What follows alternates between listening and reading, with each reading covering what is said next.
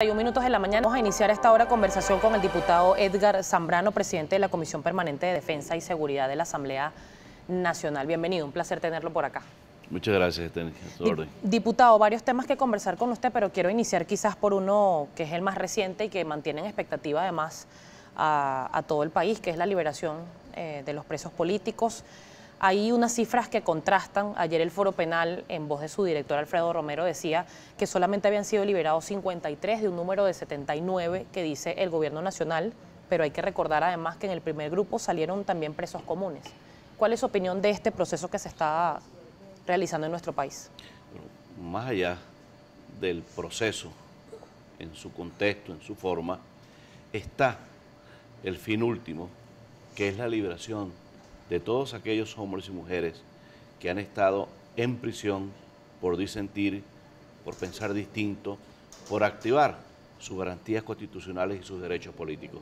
Eso es lo importante, que esas familias de estos muchachos y estas muchachas que hoy están en sus casas, que están con sus padres, con sus hijos, con sus esposas, con sus esposos, con los vecinos, con los amigos, con los copartidarios de sus organizaciones políticas, no están tras las rejas, sufriendo los rigores de la prisión injusta a la que fueron sometidos. Eso es lo importante.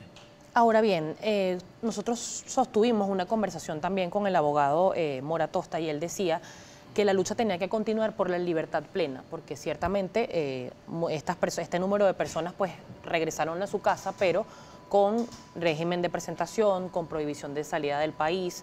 Muchos de ellos, entre ellos el dirigente Daniel Ceballos, no puede hablar en medios de comunicación ni en redes sociales. ¿Cuál va a ser la lucha en este caso de la oposición para lograr la libertad plena de estas personas? Como un gesto además del gobierno de diálogo. Continuar con este trabajo sistemático que han venido realizando organizaciones políticas, ONG, el Parlamento, la iniciativa particular, el sacrificio de los familiares que de manera permanente han estado a las puertas de los distintos organismos de seguridad del Estado, en las cárceles donde han estado estos compañeros y compañeras pagando una prisión injusta.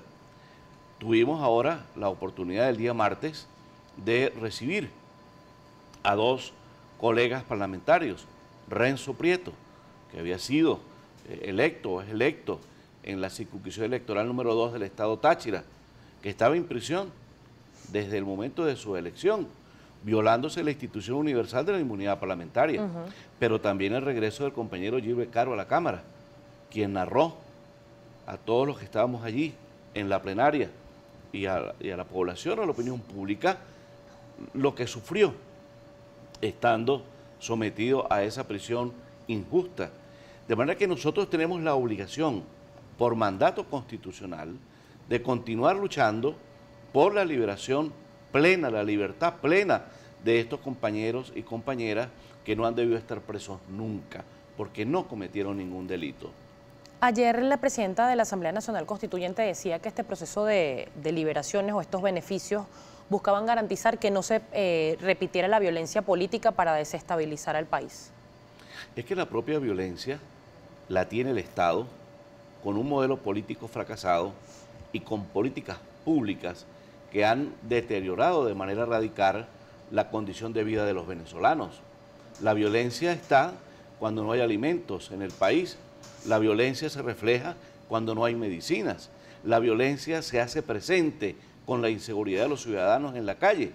Es el fracaso de una forma de hacer política, es el fracaso de una visión de país que no ha tenido criterio de éxito frente a la demanda de los venezolanos. No se trata de crear condiciones a través de la liberación de los prisioneros que nunca debieron estar presos, que le va a garantizar la paz social al país. El país y el gobierno debe propiciar las condiciones para la paz social de los venezolanos.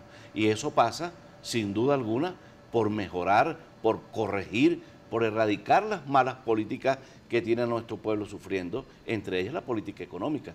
Si no hay un cambio sustancial, de fondo, en las medidas económicas del gobierno, en la economía que ha propulsado el gobierno, entonces cómo combatir la inflación, el alto costo de la vida, el bajo poder adquisitivo o nulo poder adquisitivo de los trabajadores, de la sociedad del trabajo en general y cómo recuperar el valor nominal de nuestra moneda para el intercambio internacional e incluso para el intercambio comercial puertas adentro del país.